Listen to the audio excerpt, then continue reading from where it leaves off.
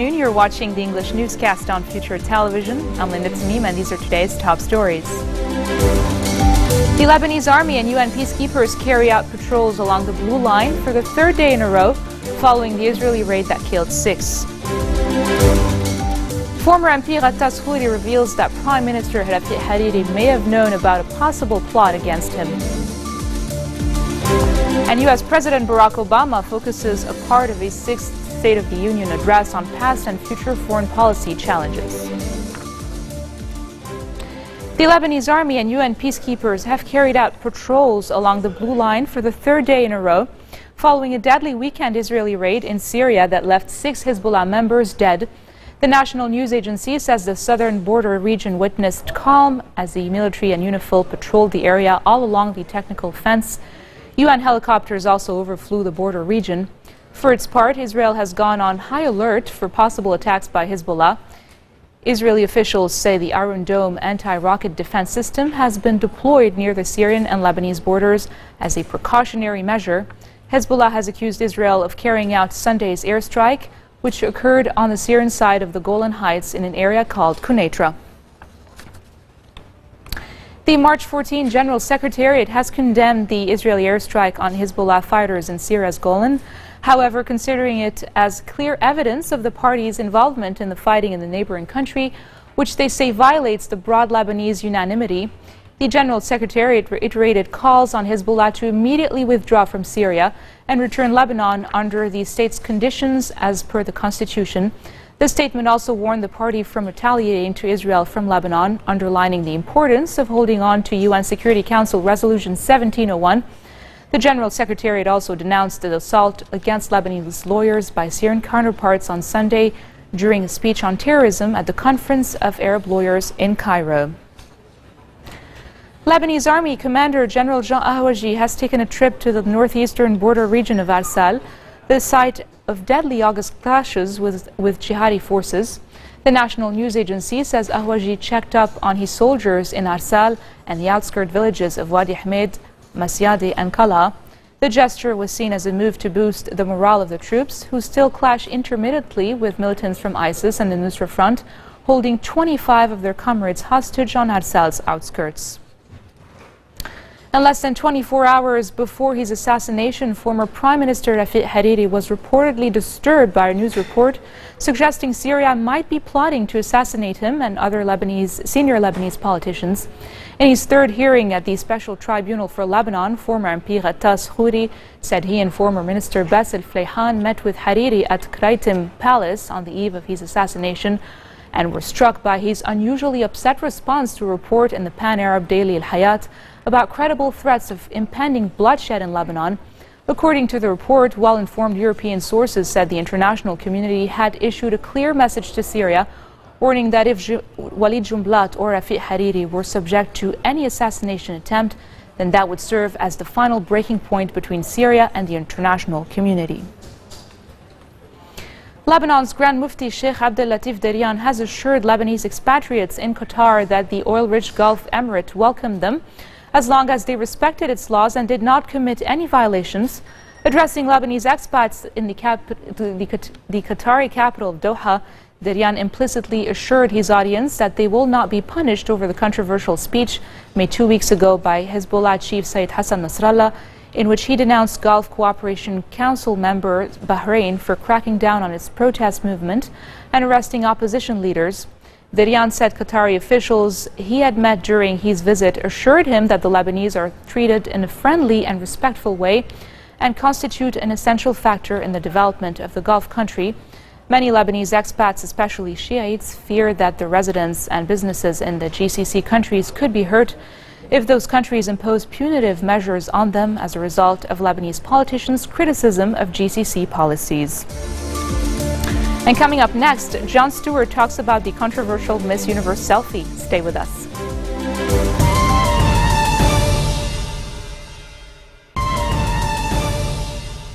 Welcome back. France has formally charged 4 suspects with assisting one of the Islamist gunmen who carried out the Paris attacks.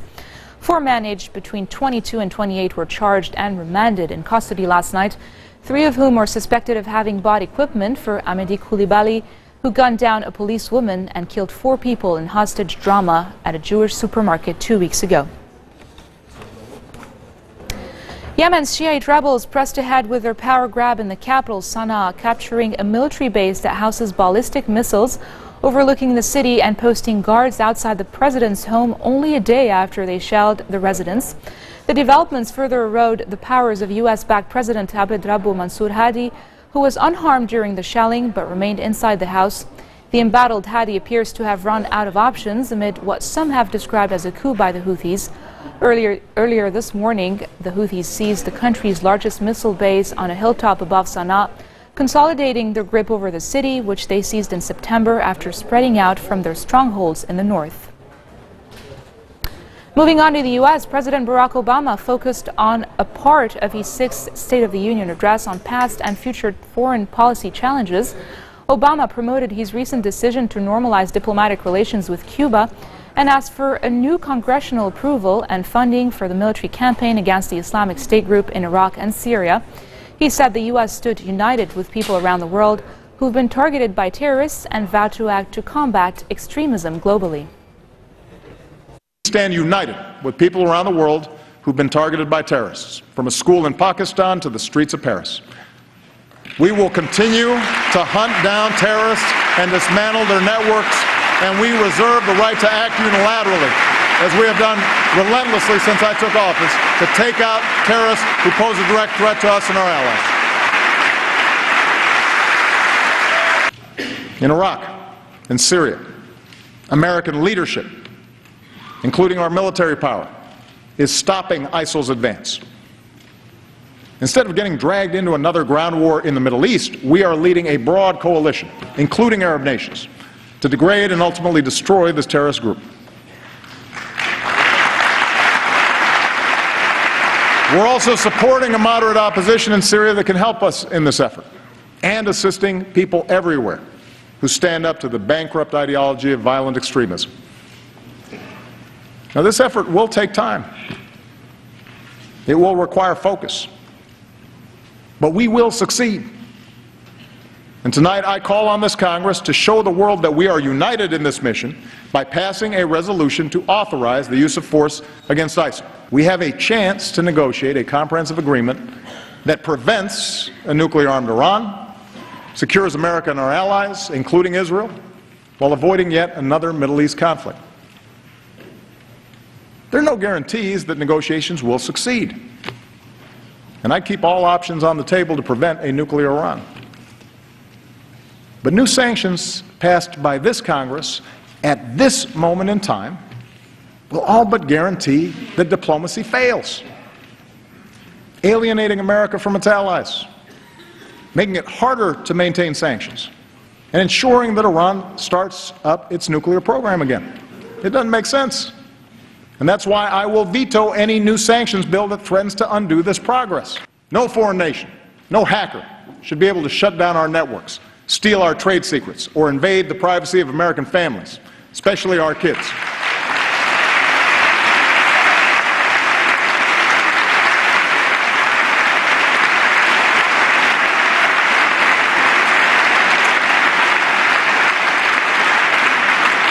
So we're making sure our government integrates intelligence to combat cyber threats, just as we have done to combat terrorism. And tonight I urge this Congress to finally pass the legislation we need to better meet the evolving threat of cyber attacks, combat identity theft, and protect our children's information. What picture will anger the Middle East this week? ISIS beheading? What? American political satirist Jon Stewart pondered on The Daily Show. The Very Funny segment played clips from U.S. television news programs reporting on the controversial picture showing Miss Lebanon smiling widely next to Miss Israel. One of them quoted a Lebanese TV station as saying that Miss Lebanon should have known better because Lebanon and Israel are enemies.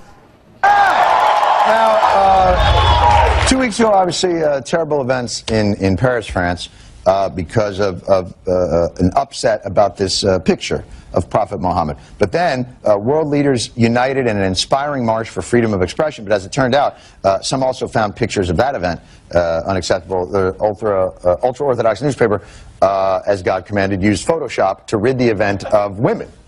Which brings us to our new recurring segment, What Picture is Upsetting the Middle East This Week? Sponsored by GoPro. GoPro! What does your cat do all day? So what picture will anger the Middle East this week? ISIS beheading? Ayatollah on the toilet? Hardcore ankle porn? What? A selfie that's been stirring up attention around the world. The selfie that's causing a stir at the Miss Universe pageant. When Miss Israel posted this photo on Instagram with Miss Lebanon also in the same picture, it turned political. Causing an international incident. They're not making out. I mean, I'd understand the incident if they're making out. Is there one where they're... Never mind. Well, what is the problem with the selfie? It's not even co-ed. In Beirut, Lebanese television station Al Jahid says Miss Lebanon should have known better, that to appear in a photo with Miss Israel because Lebanon and Israel are enemies. It's a beauty pageant! They're all enemies! Lebanon was probably just trying to win Israel's trust so that she could hide her chicken cutlets at the right time. Yeah, those things. Kidding aside, though, good for Mrs. Lebanon and Israel, rising above your country's political squabbles to say to the world, on the inside, we're the same. And also on the outside, apparently, they're the same. They're almost completely identical. It's really inspiring. Miss Lebanon wrote, quote, I was having a photo with Miss Japan, Miss Slovenia. Suddenly, Miss Israel jumped in, took a selfie, and uploaded it on her social media. Sally Dries claims she was photobombed by Miss Israel. Oh, for the love of... Does everything that happens between Middle East countries have to be a bombing? Does it have to be? Photo, unphoto, even just standing near someone and smiling? And why not just let Miss Israel be? In the overall area of that photo, she's only taking up a very narrow strip at the edge. I mean, what do you want to do? Push her back to, let's say, pre-1967 photo borders? I mean, is that where we are? So once again, we find ourselves with a potentially explosive international incident involving Israel. Let's just hope a sensitive, skilled diplomat will be on hand to defuse the tensions. Donald Trump owns the pageant in a joint venture with NBC Universal. Well, grab your gas masks, kids, and head to the shelters. We're going down. Can't believe I'm saying this. Maybe Kerry could handle this. Bring Billy Joel to sing She's Always a Woman or something. That'll ease the tension. Anyway, what does Trump even know about the Middle East other than, you know, price per square foot of rugs? Well, this is long-standing hatred. This has been going on for many, many years and decades. You see it going on to something as beautiful as what's taking place in Miami, and it certainly has an impact. It's very sad. It breaks my heart to see these beautiful ladies fighting when they could be busy putting Vaseline on their teeth or taping their swimsuits to their buttocks. However, I don't say this very often, Donald Trump has a point. I get that Israel and Lebanon share an intractable enmity, but come on, the Miss Universe pageant, it's the one chance in the whole year when all nations can put aside their differences, come together in Miami, and as one, treat women like expensive food instead of human beings. Don't ruin that. We'll be right back. This marks the end of our bulletin for today. Now for a reminder of our top stories. The Lebanese army and UN peacekeepers carry out patrols along the Blue Line for the third day in a row following the Israeli air raid that killed 6. Former MP Ghattas Khouri reveals that Prime Minister Rafiq Hariri may have known about a possible plot against him. And U.S. President Barack Obama focuses a part of his 6th State of the Union address on past and future foreign policy challenges. Those are your top stories for today. I'm Linda Tamim, and I'll see you again tomorrow for more updates. Thank you for watching.